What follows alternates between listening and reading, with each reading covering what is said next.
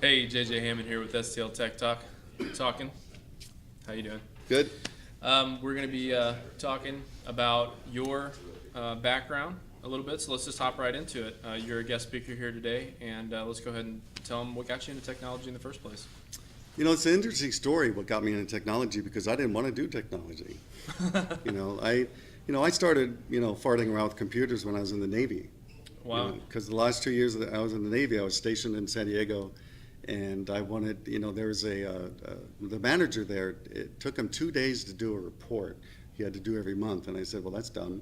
Right. And so I kept going over to the data processing people, bugging them, going, you guys need to fix this. You need to make it better. I kept bugging them.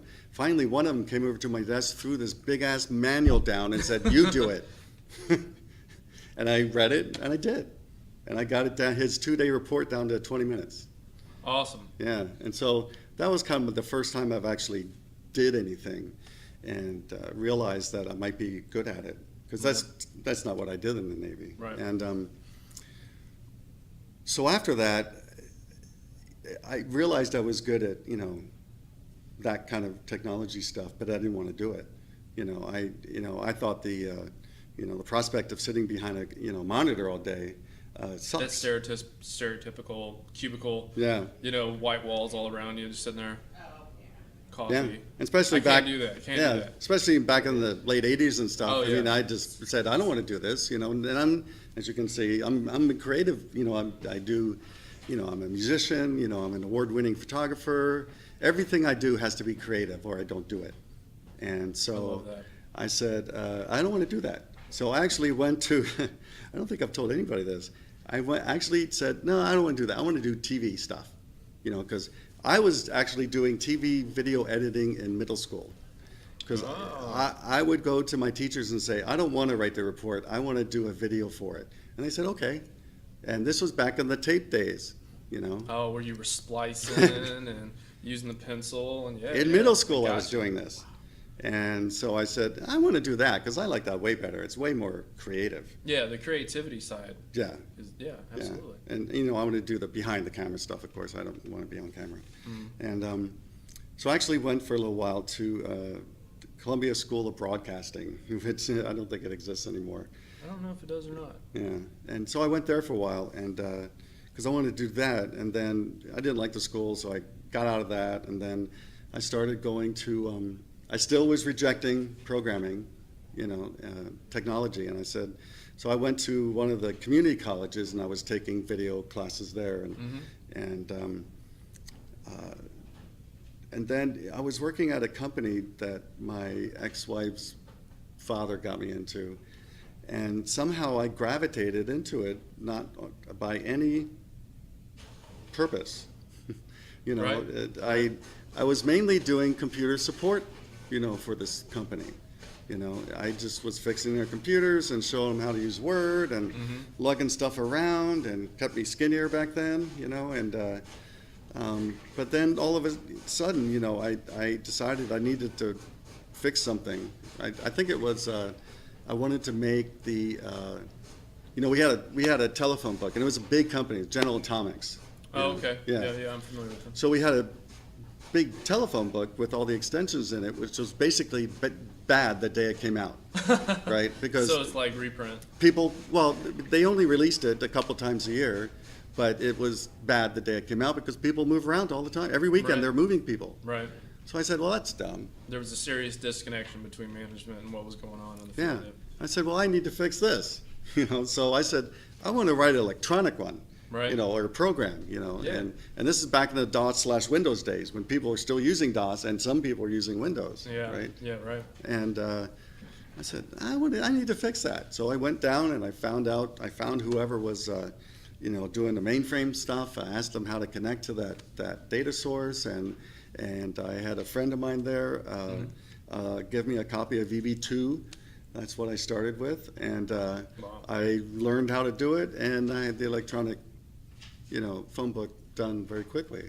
So that was your first actual company? That was my first actual project, and since we were kind of in the /Windows DOS because I wrote in VB, which is Windows, right? Right. But then they came out with the DOS version of VB. I don't know if anybody remembers that. I actually still have the discs. I keep these things. Nice.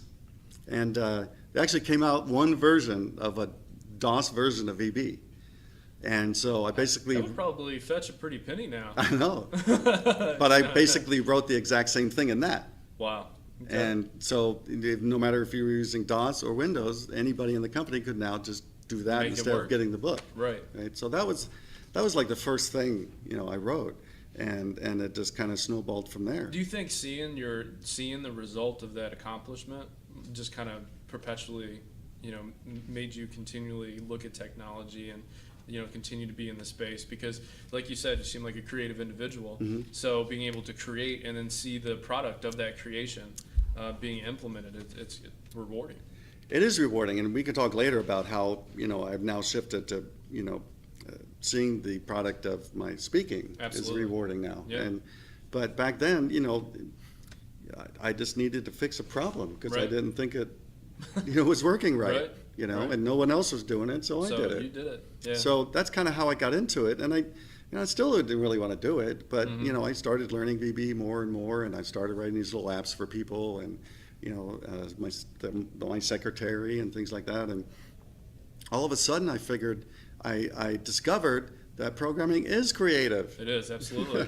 Yeah. And I said, oh, this is cool. It is creative, and I'm making money. Let's just do that. Yeah, right. So that's how I got started, That's and I awesome. just kind of snowballed Yeah. from there. The one thing I want to say real quick is, and this is one of the suggestions I give in my technical interview talk, is as a beginner, I wrote a lot of, apps for me. Right. And back then, I would release them on like BBS systems, Sure. back then, because we didn't have, the web and stuff like that. Right, And right. So It was more computer to computer and yeah. all that kind of thing. yeah. Transfer with disk. Yeah. So the first big program that I consider I wrote was called I call it Same because it actually was these words my son would say when he was a baby. Okay. And what Same was I work at home and at work and I didn't have an easy way to take my code from work to home to work to home. Sure. And Because just there was press no cloud, there was no right, no cloud or anything, and just press a button and have it properly upload. Right. So I wrote this program called Same, which did that. Awesome. I would define what I wanted copied onto a disk, Mm-hmm. press a button, do it, go home, press a button, goes all to the right area. And I could take things back and forth because it didn't have source control, didn't have the cloud, didn't have Sure, anything, but yeah. that's what Same did. And somehow, so I released it on BBS, selling it. I really got my professional start doing shareware. Okay. People can remember that. And so Same was like the second shareware program I wrote. Right. And I The released. GitHub of his day. Yeah, basically. Yeah. And so I put it up on BBS systems. And one day I get a call from PC Magazine. Somehow they picked it up Wow. and they reviewed it. So I think it's in the I have the magazine. It's just haven't Well, I I'm looked sure at it a you long do. time. Yeah. But I think it was the February of '95. They reviewed it, and they did a good review. And Did you do one of those things where you're like, yeah, is this one of my friends screwed up? You know what I mean? no, I believed them. Yeah. And then Because it wasn't necessarily cool to do that kind of thing. But, Right. So it was totally, I guess, believable, Yeah, at yeah, that time. yeah. So so my orders basically shot up from 10 a month to 10 a day. Wow. And my kids were little then, but I got the whole family involved in keeping up with this. Because back then they had the little cards you circled, and we had to send them information, and we had to send the orders out, and so I had my kids, which were little, putting floppy disks in and out of my computer, making the disks. Your own little Chinese workers. Yeah. there. Then I had my wife at the time making all the envelopes for more information, and then I was doing more of the packing, shipping stuff. We were all doing it to keep up with 10 a day, which Yeah. was a lot for me. Well, but that's good, you know. I mean, I guess a family affair, but I mean, Mm-hmm. you know, it's good because you know you get that interaction, you know, that you otherwise like, there's no way I can transfer what I'm doing right now into a normal conversation with the wife and kids. Oh yeah, they don't. But know. if everybody's doing something, you're like, hey, you're a part of the process. So I think that's cool. I think And I was making money, so my wife didn't mind. obviously that's a big selling point right there. So that's Bring it back. that's actually, and that even snowballed into more stuff. Like then I got a call from some editor at a mobile magazine wanted to interview me, you know, and that's how I came up. During that interview is how I came up with my company name, because I was, you know, talking about shareware, and I said, you know, shareware is kind of like nicheware. Right. You know, it fills Right. a niche. Right. That's my company name, Nicheware. Nice. You know, and Yeah. it's what I've always done. But it came from that interview. I was interviewed by, I think, at least 2 magazines because of the PC magazine. Just that one article, that exposure. Exposure, and then my, you know, orders kept going up for a while. I'm You sure know, you dreamed of being a rock star, but you're just a rock star in a different kind of way. right. But I did learn from that that I don't like doing packaging. Okay. Yeah, I'm sure. It's like if I have to do one more little. I hate that. And so Yeah. what I did after that is I partnered with a company and let them do it. I wrote the program, they did the packaging, and I didn't have to worry about it. Awesome. Because I don't like to do. I'm a geek. I don't like to do that. Yeah, when you realize that what you're doing, and then you figure out that you're going to have to do it X many more times, and it's going to take that many more times. You start doing those calculations in your head, and you're like, nope, not going to do it. Yeah. But you know, the really cool experience that gave me, you know, doing shareware, because I did multiple things, you know, that would take too long to explain. But that was the biggest one, the most popular one. And but what that did was introduce me very quickly to the whole development cycle. Right.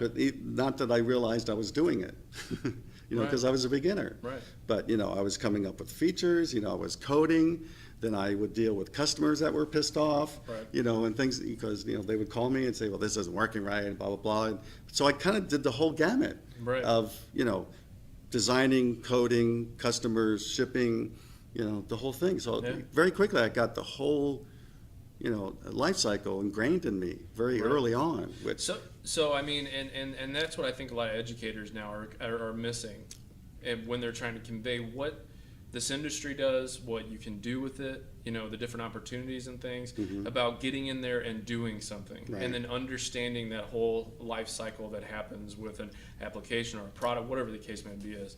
Exactly, Yeah. and that's, you know, that's one of the things I recommend all the time to, you know, in my technical interview talk, in my classes at UCSD, you know, I tell them you need to write something. It doesn't matter what it is. I don't care what it is. It could be Right.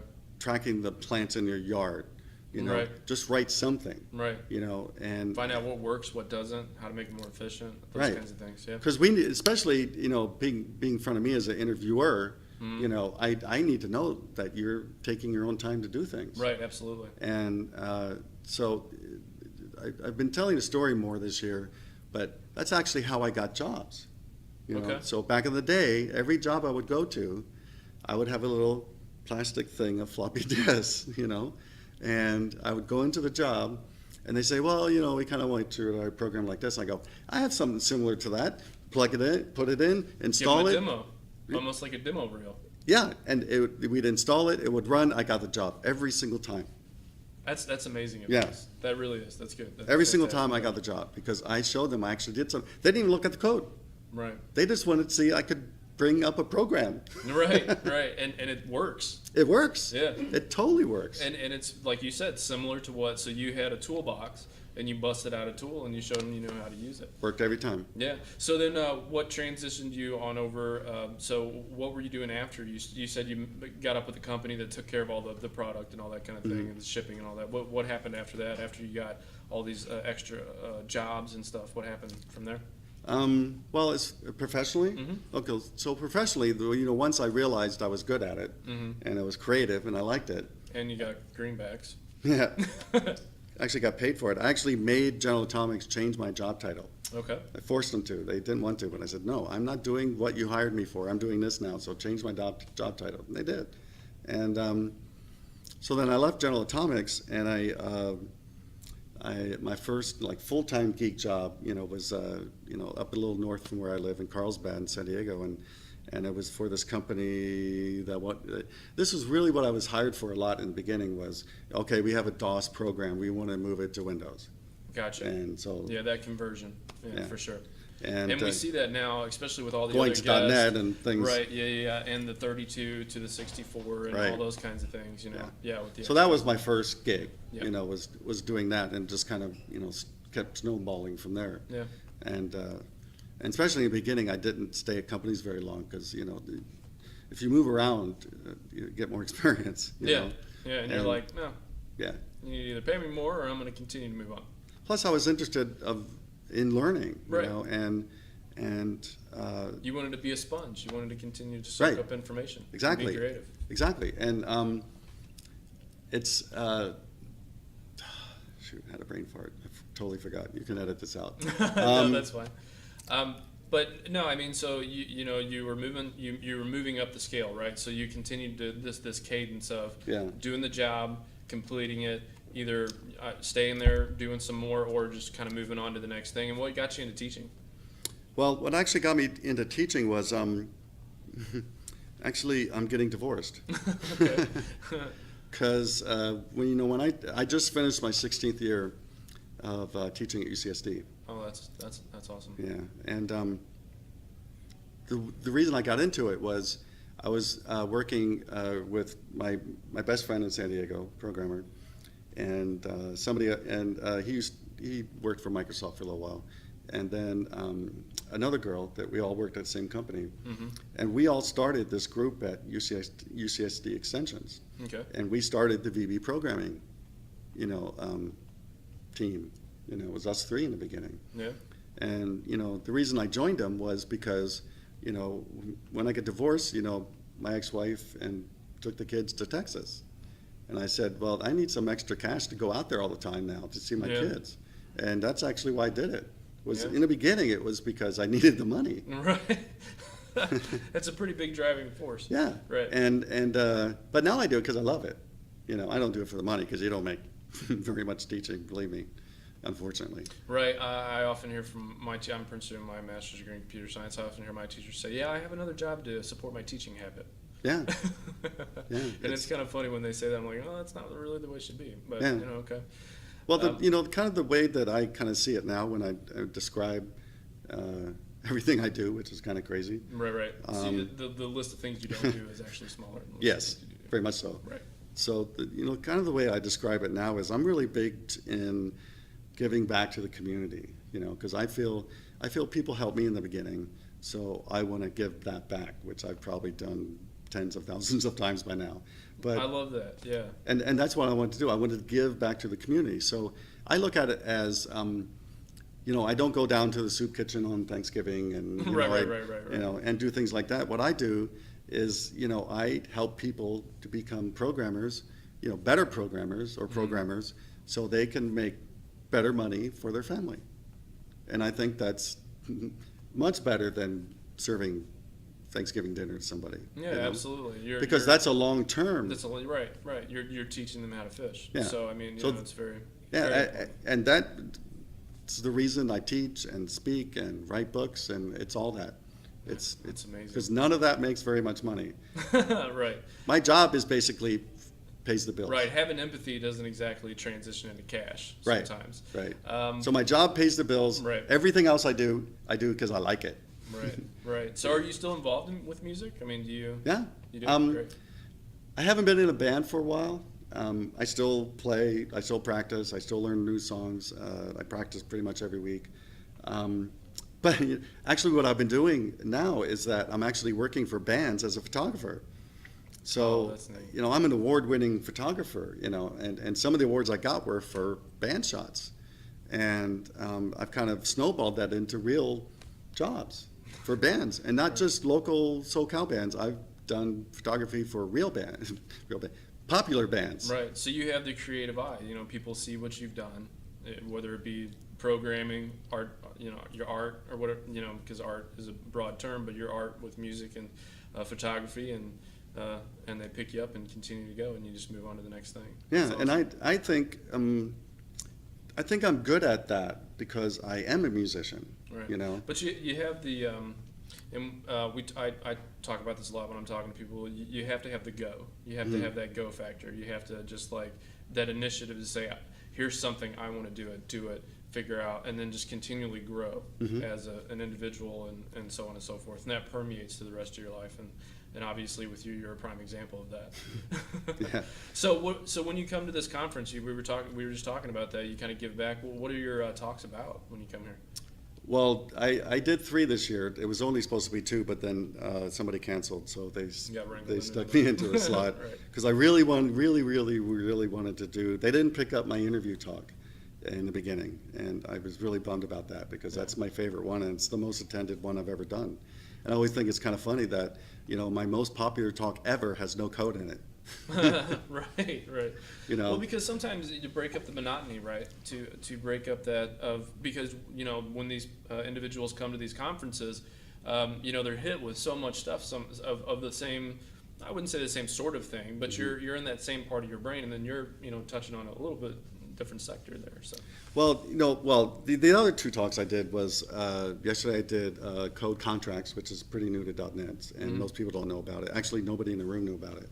So, and I like that because now I'm teaching them, and it was pretty cool because someone came to my coding standards talk this morning and said, "Am I a nerd because I left the party and went and learned code contracts last night?" I go, No. "You should have stayed at the party." But, you can go learn that after the conference. But, that really made me feel good that he left and went and learned something that I talked about. Right. But the technical interview session, this is, I'm ending my 3rd year of doing that one. And that session actually came from my frustration of interviewing people. And I realized my company, after we released version 1 of our product, for some reason decided we're only going to hire beginners. And I pleaded with them not to do that. I even went to them and said, "Can we hire like 1 intermediate for 2 beginners, please?" Right. And they said, "No, beginners." And since I pretty much interviewed every .NET programmer that came into the company because I was the expert, then I had to do that. What was a typical interaction for you that you were disdainful about? Well, until I figured out something that worked, I didn't hire not one of them. I couldn't do it for 2 reasons. One is they sucked at interviewing, because they're beginners. I mean, most of them are very young. They're straight out of, a CS degree or something like that. And I guess they don't teach interviewing in school. So they weren't very good at it. They weren't prepared. Right. When I was interviewed last year, they asked me, what's the number 1 thing programmers don't do for interviews? And I said, they don't prepare. That's the number 1. Okay. And they weren't prepared. The other thing is, I found out, I've always known through my almost 20 years of interviewing people, is CS degrees are spitting out people I can't hire. Really? Yeah. I don't know what they're doing or thinking, but I can't hire them. Well, a lot of them in interviews that I've done with people is this too much focus on the theoretical side, which is important. You would agree? No, I agree. But not enough focus on the actual practical applications and getting your certs.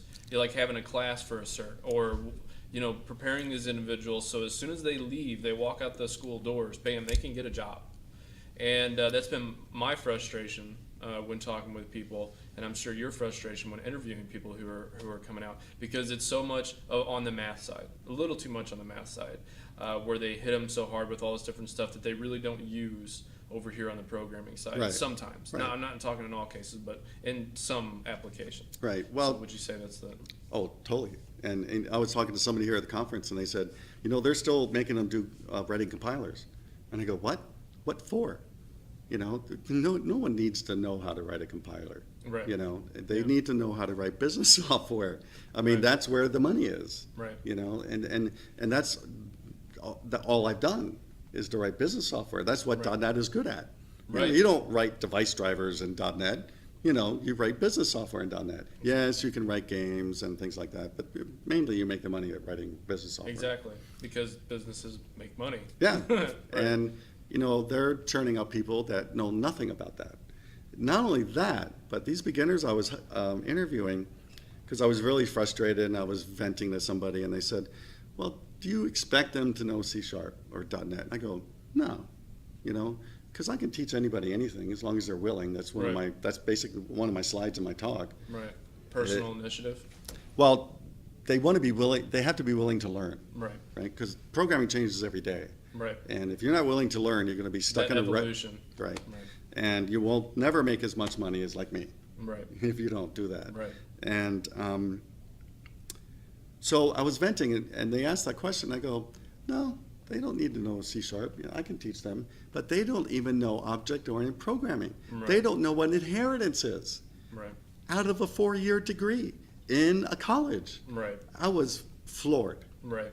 Because if they at least knew that and just the basics of just programming, I might have hired them. But they didn't even know that. They were churning out people like that. And I've always been very displeased with what the colleges are doing. Kind of the good thing that I'm doing now with that is...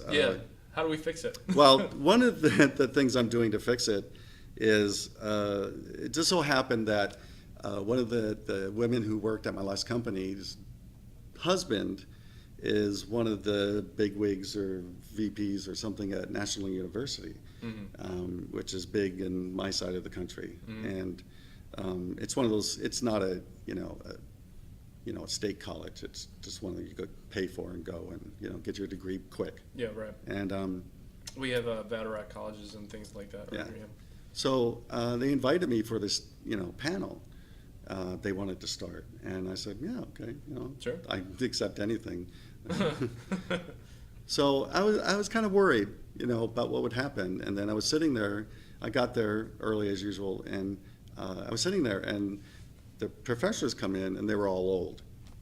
You're like, oh, geez, they probably have them writing code on paper. Yeah, I was going, no, this is not going to go well, because I had something to say about them. Yeah. And specifically. Right. And so it finally got around to me. I flat out said, I said, you are turning out people I can't hire. Right. They looked at me going, what? How dare you say that, sir? I said that. And they looked at me like I was crazy. Thank goodness the guy from Yahoo piped up and agreed with me. Yeah, right. Is there someone in the crowd that, all right, we can build from that? Otherwise, that probably would have been my last meeting there. Right. But the really cool thing is they actually seem receptive to changing it. So what were some of the ideas? We didn't get that far yet. Okay. Because, at a place like that, it's gonna take years to change, their curriculum. Right. I wish it would take a quarter, but it's gonna take years. Because we're in the programming side used to seeing our results fairly quickly. Right, and we only meet twice a year, so we're still kind of figuring out. I have the copy of their catalog, and I look through it, and I say no, yes, trying to figure out what classes we need to change or drop or add and things like that. So we're still kind of in that phase. Yeah, absolutely.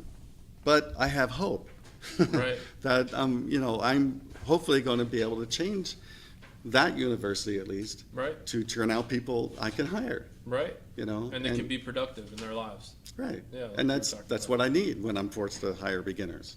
Right. we need beginners. Right. Everybody's a beginner at some point. And sometimes, not saying all times, but sometimes I've found when you hire somebody that is sort of green, that they sort of know what they're talking about, but maybe not so much on actually what you want them to know, but you teach them how your way, and that's actually more beneficial for them because instead of learning from you know what I'm trying to get by saying especially if you work for a good team who have good people on it, maybe like me, they're going to learn exponentially then faster. you're getting mentored by experts that will teach you the right way. And that's kind of what happened to me at this company. I worked at with these two other people. We started the classes at UCSD. Oh, okay. That was the first great team I worked on, and I learned a lot. Until the company went under. Right. But that wasn't our fault. Right. But that really spoiled me. Yeah. Because now when I go to companies that aren't like that, I get really frustrated. You don't have that ability to bounce ideas off and get input of like, oh, I tried that doesn't work, but this works, and we can make cut and find new ways to make this functional. Yeah. So getting back to the beginners, right? So I'm trying to make changes, to actual colleges to make it better. So this kind of loops around to how I started. Okay. Yeah. So myself and the other hiring manager were horribly frustrated with these beginners coming in and not being able to hire them and wasting our time.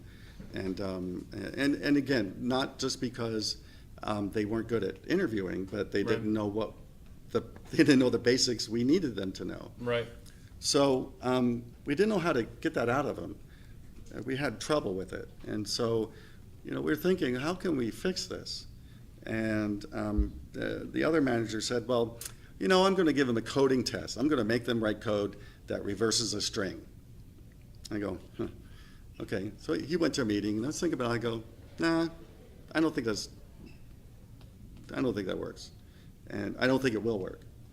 I said, let's make them bring in code that they've done. They have written, which is basically what I did when I was a beginner. I brought programs, right? So, we told the recruiter, because we had internal recruiters, we told the recruiters they must bring in code they wrote on a USB stick, and we're going to put it in the computer, we're going to bring it up, and they're going to have to either run it, they can run it, but they have to explain it to us. Yes. So, this worked awesome. Yeah, because I'm sure that you had interaction from the interviewee. This is why I did this. This is why I called this. This is why I did this. And I'm sure from your perspective it was like, okay. Yeah. Beginning to figure out a little bit more about you and about what you can do and cannot do and stuff. Exactly. And it worked. So the first guy who came in, beginner, we told him to do that, brought in code. And the program he showed us was a program he wrote for his father, because his father had, because of some medical issue, had to go to the VA all the time. And he needed to make it easy to keep track of his mileage because he got reimbursed from the government somehow. Yeah, definitely. Yeah. So, he wrote a program to help his father do that, and .NET. And she brought it in and showed it to us. I would never write code like that. Right. But he could explain his thought process, which is one of the main things we need to do when we interview people is we need to understand their thought process. Why they wanted to attack this particular problem this way. Right. And so he brought it in, he showed it to us. Like, I would never write code like that. We hired him. That guy turned out to be freaking brilliant. No, I'm serious. He immediately was doing stuff, in our company that a beginner would never do. It was too far advanced. But he did it. But having him do that other way would probably not have generated the same kind of result. Yes. And so the sad part is once he realized he was a really good ingenious, he left the company and went somewhere else. Right. So the second person that came in was a girl who actually comes to my user group. So then they already get brownie points for that. Yeah, right. Because I know they take their own time to learn. So again, she brought in a code. I figured it was probably code she wrote at her company. She brought it in and was, showing it to us. And I was looking at it and I said, "Is this in production?" And the other manager hits me. He goes, "Shut up." Don't critique their code. Right. I go, okay, I'll be quiet. And we hired her. And she turned out to be awesome. And once she realized it, she left the company. You're just like, yeah. That's kind of the downside because this is one of those industries, kind of like the music that if you get too good, you're too good for those around you, and then you keep going on and doing that thing. But that worked perfect. Right. And because while they were there, I'm sure that they produced. Yeah. And we mentored them and exactly. produced, and we gave them. That gives you guys more cred, and they speak highly of you, obviously, when they move on to the next thing, hopefully. Yeah. And I'm sure that works for everybody involved. Oh, it totally worked. Yeah. It's one of the secrets, I think. So where you're at now, and what do you guys particularly do? What was the name of that? Out there, when you're doing your talks, I saw you were behind the booth with the. Component One? Component One. That was it. So. I've been using Component One products forever, because Component One is actually the merge of two companies that have been around since the 90s. Oh, okay. And one of those companies, I personally know the president, and I always used their components. I had input into their components early on. So they merged and it became Component One. So, one way or the other, I've been using Component One for components since the 90s. And I really forget how it came up, but I've been trying to find sponsors to pay for my travel to conferences. Right. And last year I did it a couple times, just one-offs, where like last year I got somebody to pay, my travel costs to go to Silicon Valley and to go there, for 3 days and airfare and car and everything. It's like $500 or so, and you don't get paid. So I didn't want to pay that. Right. If I sell books and DVDs, but going that far, you don't make enough money off of books and DVDs to pay your travel. For that loss, yeah. Right. I just want to pay for travel. I mean, if I make a little extra, fine, but that's not my goal. Sure. So somehow I got on the subject of that with Russ from Component One, who's one of the Component One evangelists. And I told him that. I go, and somehow we came around to they wanted to sponsor me. Great. Permanently.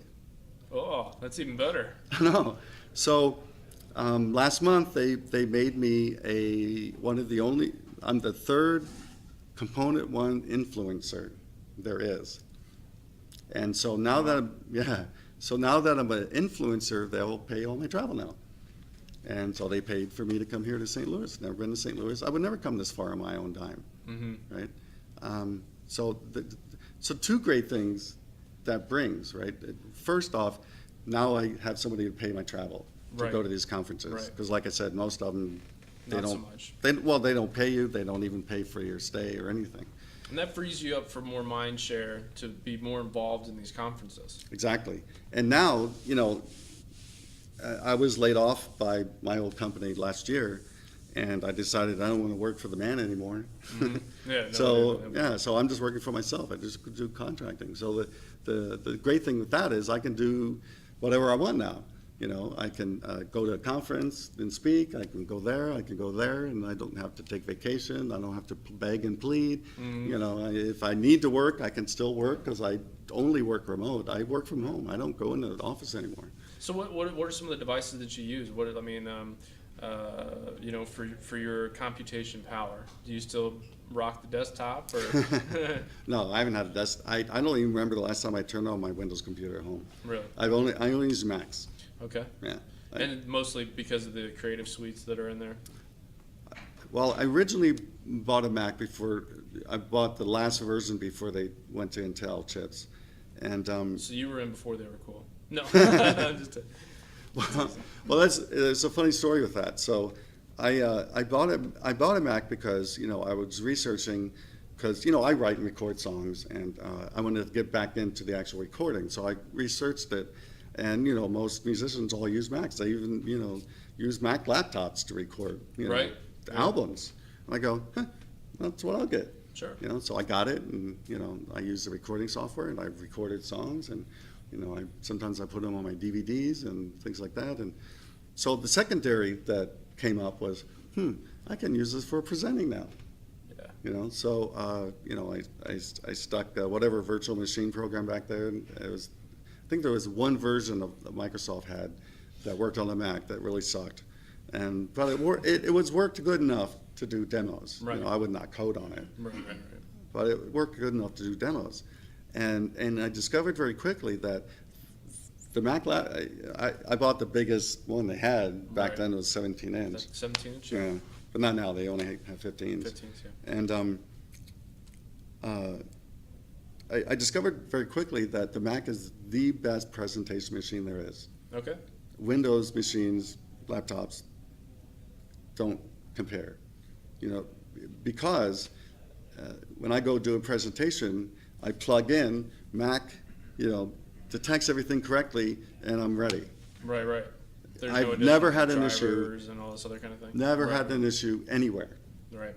In all the years I've been doing this, I'm now on my third Mac laptop, and I just got one of the brand new ones. Oh, wow. And I discovered that. I go, wow, this is awesome. And actually Microsoft PowerPoint for the Mac works better than the Windows version for presenting. Okay. And you don't do anything. You just plug in, boom, go, you're done. Yeah. That's it. And then when I started recording my sessions, I just put Camtasia on there, and record those. Yeah, And yeah. it just works. Just works. You know, you don't have to fart around with it. Every time someone comes with a Windows laptop to my user group, they have to fart around with the display stuff for like 5 minutes to get it to work. Right. I never do that. You know, so I've stuck with the Mac. The problem in the beginning is people gave me crap for it. Right. You know, I would show up to a conference. And they're probably still going to. No, it's changed now. Has it? Okay. Yeah, because I would show up to a conference and you have the big Apple thing on the back of the laptop. They go, "What are you doing with a Mac? You're a Windows programmer." Yeah. I'd show up to class at UCSD. They gave me crap too. Right. So much so that I got the sticker and stuck it over the Apple. My best friend said, "You've gone to the dark side." That's what he uses now. No, right. No, I'm serious. Yeah. All my friends that gave me crap Right. now only they're use using- Macs. Yeah. Right. Yeah. Yeah. So. Are they? Do you ever run the parallels or anything like that on there? Yeah, I was using Parallels, and then they messed up one version of Windows, so I went to VMware, and then they messed up Windows 8 or Windows 7, Okay. and so I went back to Parallels, so I'm on Parallels Parallel now. Yeah. Okay. Mhm. Yeah. Great. So where do you where do you see production and technology going in the future? Do you see more of this cloud computing, or do you see it staying down here as far as on the hardware, processing power? What do you see for the future of technology and its evolution? I think the cloud is the future. That's what I see. Mm-hmm. Yeah, for a lot of good reasons. Mm-hmm. And I even have our only lecture class that I developed in our courseware is called the Fundamentals of the .NET Framework. I call it my 6-week mind meld of .NET. I shove as much as .NET I can get into your head in 6 weeks, and we gear it towards anybody. I get programmers, I get managers, I get QA. I even had an HR person once. I could see that a lot. People in management who don't really know exactly what they're managing, Mm-hmm. the people that they're managing and what they're doing, Yeah. coming in and getting a refresh. Right. I get PMs, and that's what it's good for. It's good Right. for anybody to understand the framework, because when we developed the first classes, I was really proud because I got UCSD teaching .NET a year before it came out. And because I was invited, because I was an author, I was invited to this special thing up at Microsoft. And I came back and I go, "We need to start teaching .NET right now." And they said, "Okay." 4 months later, we were teaching it. Awesome. Yeah. And so the first class I designed, because me and the head teacher designed all the first classes. And the first one I came up with was out of my frustration of trying to learn .NET, Right. And that's the fundamentals class. Because I believe that if you don't understand the framework and what it offers and how it works, that you're not going to be a good programmer on top of it. Because the language doesn't matter. You need to understand what there is. Right. And so that's what that class is for. And it's our only lecture class. And it kind of sucks teaching it after you've been working all day and then go speaking for 4.5 straight hours. Right. That'll do it too. You get pretty wiped out. Yeah. But I think it's a really important class. And a lot of people look at it. It is part of our certificate. But a lot of people that aren't doing the certificate, just go to C# and they come back to the framework once they realize they need it. They need the framework. Yeah. Absolutely. Yeah. So I teach that, and I teach the C# classes. Because we don't do VB anymore. In California, there's not much VB work. I kind of see, even with Touch Develop on Windows Phone and the different ways of making developing not easier, but more, less jargon, right? I see it. I see a little bit of the future of being where people can develop more without so much knowledge on the back end of how these things work, and just on the front end being able to choose from these toolbox sets a lot more. Do you see that as well? I want that to happen. Right. It's not happening very well. Okay. I don't think. Okay. I think. What do you think is maybe poor implementation, or? I'm going to Microsoft on Sunday, and I've already set up a meeting with them. Maybe talk about this? Yeah, because Awesome. I think they're going the wrong direction Okay. with the later versions of the framework. Okay. I think they're making it harder, Okay. and especially now that I'm a contractor, and Right. I have to be mindful of my hours. Yeah. Right? Because when you work at a company, you can just, Right. It'll be done 2 weeks late. Yeah, right. Yeah. But you can't do that as a contractor Not so because much, they're 'cause you're paying you contracted hourly. to get this job done. So you need to spit out stuff quick. Yep. And for me, I want to spit out good stuff quick. Exactly, because Right. you're putting your stamp of approval on Right. it. So you I don't want anything out there that I don't like. approve. Right. Approved by. Exactly. But I think Microsoft is making that harder. And my eyes have really opened up now that I'm a contractor to that. Mm-hmm. And that's my big thing I'm going to talk to them about this week. Well, hopefully you can make it done.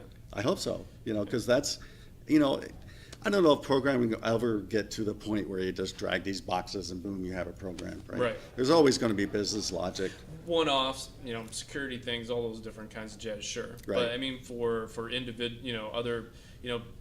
people to make applications and be able to do unique things, right? To fill those niche markets, and then we kind of build upon that. I see that as a need, Right. especially in the health Right. sectors. So in my framework class, I have a whole section on the cloud. And when I start the section, I say, if you want to focus on one thing and make a lot of money, this is it. And I recommend doing this, focusing on cloud work. I mean, you can do other things if you want, but this is the future. And because of all the things, I love that. all the things the cloud is bringing to Yep. us. I mean, it's not there yet, it's coming, but having the ability to instantly, have servers spin up to handle load, right? Mhm. Yep. If a Instead day, of pushing it through that hardware, you're pushing it through the. yeah, when Oprah talks about your book, you gotta have the Right, servers right. going up. Uh-huh. Or, in San Diego, we have Comic-Con every year. Every year, the site goes down. I'm going, that's because you're not using Azure. No, right, right. And that's what that brings. It instantly brings up, at my old company, if we wanted a new VM, it took days, Oh, man. Yeah. but here you get it in minutes. Yep. And be able to do load. And I'm really, really impressed. When I was at Microsoft earlier this year and Scott Gu talked to us, Mm-hmm. I'm really impressed what he's doing with Azure. That, Microsoft is always late to the game, but they're bringing it right now. Azure is coming out with some amazing things That's awesome. that, I haven't coded we've against it, talked but to- it seems very easy to do things. Yeah, and we've talked to a lot of people. Mac, it doesn't matter what Mac of this Right. this Azure thing, Mhm. they got it going on. Mhm. They really got it going on, and hopefully that can transition back into Microsoft. Being a little bit more innovative, a little bit more receptive to some of the ideas you're going to bring up there, and some of the other guests that we've had on their ideas and stuff, and maybe have a better connection between the company Mhm. and the devs. Maybe a little better relationship with you guys. Well, that's what I believe the MVP program is. Mhm. Because I think this is my 7th year being an MVP, Oh, wow. and I really see us MVPs as I feel I'm the representative of my programmers in Southern California, mostly San Diego, but Southern Uh-huh. California because I go up there too. But I kind of represent them. Right. I hear their pain, Mhm. pain and good. So you collect the data, Mhm. ship it on up Yeah, with and- yourself. And when I worked at a company, every year before I went to Microsoft, I would send out an email going, hey, is there anything you want me to talk to Microsoft about? Oh, geez. Yeah. Yeah. Surprising enough, I didn't get a lot of input for that. Really? Yeah, it really kind of blew me Do away. you think that's because they were like, oh, they're not going to do anything even if you Yeah. say anything about it? I don't think they realize I can talk to the people who work on that team, and that's the great. Yeah. There's a lot of great things about the MVP program. I feel the best part is that, I represent programmers, because Microsoft can't talk to everybody. So Right. they talk to us. Right. And so we're kind of like the first line of defense, kind of, Because there's so many of those unique circumstances, and there's so many of those problems that need to be addressed before they get behind the curve. Mhm. And it's all about being ahead of the curve somehow. And I want to make the product better. Right. And we have influence. I've seen my influence. One time, I have a picture of this. One time, usually at the end of the conference, because the MVP conference, you can only go if you're an MVP. Right. You can't pay to go. It's Yeah, Scott's going and- I mean, we don't pay. They pay for everything except for airfare. And That's great. so at the end of the end of the conference, they have this one meeting where they get like all the, VB and C# people in, and they say, okay, well, here's what we learned, here's what we're going to start working on. And they brought up a slide, and there were 2 of my ideas in the slide. And I was going, You're like, yeah, that's they're right. actually going to work on something I told them to? Because we are very vocal. Yeah, I'm sure you are. Yeah. We go there and we slam them, and not. But that's a part of the process, Right. right? It's about hammering that out and getting the work done. And make it better. Right. I mean, it's not only to have Microsoft understand, programmers, but what we need to make their lives better. And we get a lot of other great stuff, but that is the most important thing to me, is that I can go to Microsoft and sit down and have dinner with the PM of C#. Yeah. Or VB or whoever I want to talk to, and talk to them directly, and that goes a long way. Absolutely. You can't beat that. No, I'm And- jealous of you on many levels. And most companies I've worked at understand the power of that, Yeah. and they like it, Yeah. and they let me go, of course, and because when I run into something I just can't fix, Right.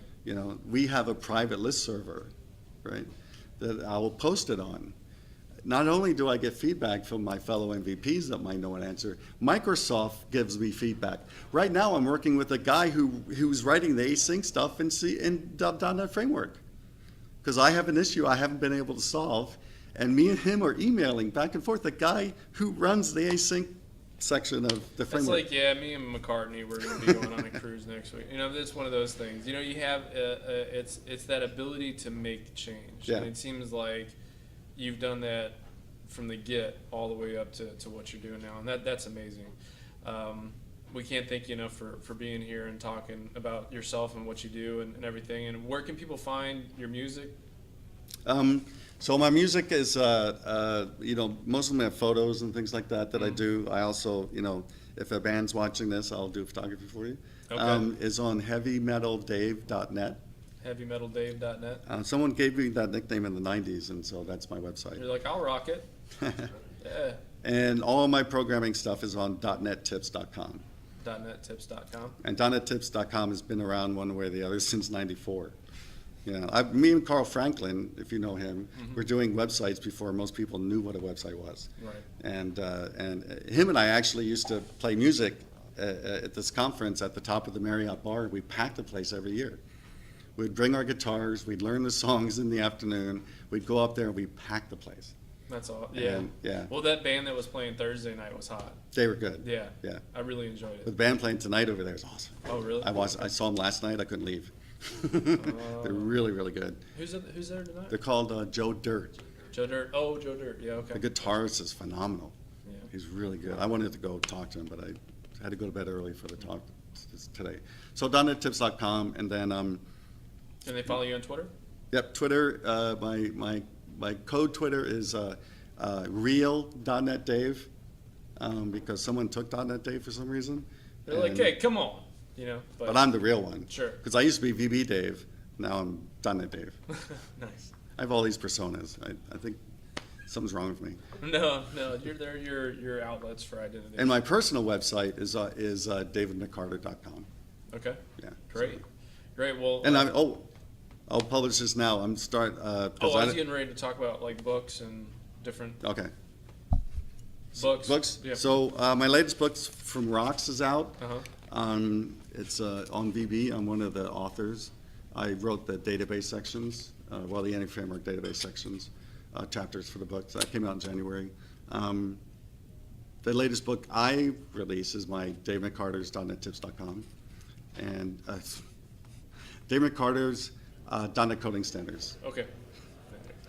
I've been talking a lot, and so that keeps going, and that book is actually what everybody in my team at my old company, that was the coding standard, and it didn't matter if you were in San Diego or India or wherever, you got a copy of it, and that's what it was. And so the book is, someone's talking to me today about it, that actually took one of my classes at UCSD, and he said that's what we used as the basis of our coding standards. And I go, that's exactly, you don't have to follow exactly what I say, Yeah. but you can use it to start. Right. That's got to be gratifying. It's great, but the joke I've been doing for the last 2 years in that talk is, the first thing I ask is, okay, how many people here are doing coding standards? And a couple hands go up. I get frustrated, and then I say, okay, how many people are enforcing the coding standards by doing, code review, peer programming? Most everybody's hands go down, right? So I'm left with a couple people usually. Right. This conference I had the most people ever, which But I was think we're really seeing surprising. that more just because of the international aspect to everything now. Yeah. So the joke I'm doing this year is, can you guys please do coding standards so I don't have to do this talk anymore? Right. I've been doing it for 8 years. Yeah. Well, it's, how many times does it take to somebody to learn something? Like 12. So maybe you'll need to do 12 of these things before you come in and not have to do them anymore. Yeah. But it's getting better. Yeah. I hope, and I'll probably always do it. Just because it's one of those things that, especially managers and things like that, just don't see any value in, and just like they don't see value in QA, they don't see value in they have that commenting. that time, right? And they're like, we want you to get this done in X amount of time. So anything that's that can be cut it.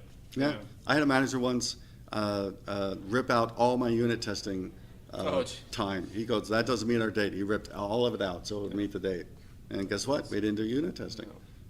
I actually had a manager at my own company say, because I brought up unit testing when I first got there. When you first get there, you want to do all these things they're not doing, and then you realize it's never going to happen. But right. But you're that first. I try. That bright-eyed, bushy-tailed. That kind of thing. I tried, and I brought up in the meeting. I said, "Well, we need to do unit testing." He goes, "Nah, well, let QA find it." I was going, "You got to be kidding me!" Right. He actually took my class. At UCSD, that's how I got there. They were begging me for years to work there. And finally, I went there, and I couldn't believe he said that. I'm sure you couldn't. I was floored. Were you sleeping through my class? But like someone talked to me today about that, and he did take my class, and he is doing it, and they are using my book. Bam. Yeah. It takes a minute. The good ones but follow it. Yeah, exactly. They have that, right? Mm-hmm. They see it. And there's a value in Instead that. of seeing what they can't, they shouldn't, or the easy way, right? Which is never the best way. Right. I don't think, in any ways, to be quite honest. Because, especially in the beginning, I always worked for startups. Right. Because not only did I learn a lot, but I had a lot of influence on what happened. I didn't have to go through a committee or red tape or anything like that. I did whatever I wanted, basically. Yeah, absolutely. And especially in startups, you do something what I call coding by the seat of your pants, right? Because you have to get something out so we can get more funding and have a job. You got to be hungry. Right. So you got to be hungry to create and produce. And so when you do coding by the seat of your pants, it's pretty sloppy sometimes. And but what I say if I have time in my talks is that it doesn't really take much more time to do it right, because you're never going to get it later. No manager is going to say, well, why don't you go back and fix up all that code? They don't care. Yeah, it works. They don't that's fine. care about the maintenance. They don't care if it looks good. They don't care if it's readable. They just want to know, they just care that it works. And they don't see the value in the rest of it. Right. Because it's going to come get you. And I don't know how many companies that, we can't write it right the first time, but we can write it over and over and over and over. And I just don't understand why bean counters don't understand that. Well, I talk a lot. I've talked to a lot of people about the separation of two minds, right? Mm-hmm. And then, like, you either have one mind that is that can stay focused on the here and now and these little things here, and then you have another mind that has to be more dynamic and understand a problem from all different facets, right? But you need those people who are attention to detail, and you need those other people. But what you try to do is you try to instill both into an individual, and then you've got something. Yeah. And I've been talking to individuals about that, because that's what's hard to do, and that's a natural gravitation for companies I've seen, is the slide over to the bean counters, like what we were just talking about, and the slide over from the dynamics. These people get frustrated as all get out, because they got to go through this slog, if you will, first, to come out the other side and have it happen. So Yeah. Yeah. I'm actually writing a post. Well, I always have posts that are like halfway done, you know. Right. And I'm writing one right now called "Why I Hate Spreadsheets." Gotcha. And it's got nothing to do with why I don't like Excel, which Right. I don't because I'm not good at it. Right. It's got to do with how bean counters use it. Right. Right. How the And- information is looked at sometimes. Right. And sometimes you need to not look at it this way and look at it from a different perspective. Right. And it's just amazing to me that most companies I work at, no team talks to the other team. You know, the bean counters don't talk to the developers. You know, the PMs don't. Yeah, and there's no, but when you find that, right, then those are the companies that are making it happen. Yes. And that's obviously what you talk about, and those connections that need to be made, and they make life easier, right? And they just make it work. Like when you plug in and then bam, it's done. Yeah. You know? And all my talks are designed to inspire people to do whatever I'm talking about. Right. You know, I learned a long time ago speaking that you can't teach anybody anything in an hour. No, It doesn't work. no way. You know, now at class I can because I have Sure. 4.5 hours. Right. But in an hour, it actually turns out to be less than an hour. Right. You know, with By the time you intro get and up there, questions right. you can't teach anybody anything. The only thing you can do is inspire them to go seek out what you're More talking about. information, find out more about it, and how they Right. can implement it in their stuff. And that's actually the mistake most presenters do, is they think they can teach them, Yeah. and it doesn't work. No. And that's why I even saw a picture tweeted today, and someone yesterday, and someone actually told me this, that they checked out in 5 minutes and started looking at their phone. Nice. And once people do that, Yeah. it's over. It's over. Yeah, they're not coming back. Nope. They're already over here and over here and over here and doing all these different things. Yeah, and that's why I do all this weird stuff, because you know I kind of want them to halfway remember me and what I talked about. Right. So So you would use that reverse psychology, so to speak, on them and be like, all right, I'll use your judgment, sir. I'll take that, you know, and you use it to keep attention, I would assume. that's the main thing. Yeah. And that's why I never am at the computer. Right. I'm always walking around with my little clicker. Everything is automated. Right. All my demos are pre-done Right. on video. Right. And I'm always walking around, talking, yelling, flailing my arms, whatever I want to do. This year I'm throwing out guitar picks. You know, Nice. my custom I love guitar it. picks, which some of them have a special thing on the back and they win software, you know, and that, you know, because I learned a long time ago, if you throw things at people, they pay attention. Yeah, because when you get hit in the face and look like an idiot because you weren't paying attention, then all of a sudden you've got them for the rest of the time and their face is quite red. Exactly. And I warned them. I said, I'm throwing guitar picks at you. Yeah. Better pay attention. Legal disclaimer, folks. And you have to do that. Legal And- disclaimer, Dave, is what you know. And I think I was at a tech ed once, and the very last session of the very last day, we're all tired, you know, in this big room, and here comes this guy that did that. Yeah. He was never at the computer. He walked around, and when you walk around, people follow you, Right. you know, and they pay attention. And I saw that happen, and I go, I got to do that. Yeah. Did it Yeah, ever because since. that monotone classroom feel will shut people down quicker Oh, yeah. than anything. Monotone geek doing that. Most geeks suck at presenting too. Yeah. You know, besides interviewing, they're not very good at presenting either. Right. And because they're geeks, that's Right. not their job. Right. You know, and yeah. Yeah, it's- you have to find the passion in that, and then Right. you instill that passion, and that's really great. And they're not, I mean, I'm not saying they shouldn't do what they're doing. No. It's We great that absolutely, they're yeah. trying to share their It's part of knowledge. the process, and it's like a human being. You know, it's a part of the technological personality. Right. Right. All these different facets of that. Yeah. But hey, you're an awesome side of that imagination. Talked a so- long time, I guess. No. We appreciate it, and we thank you so much for being on, and we hope to have you on again in the future. Whenever you want. Thanks so much, guys. All right. Take care. Thanks.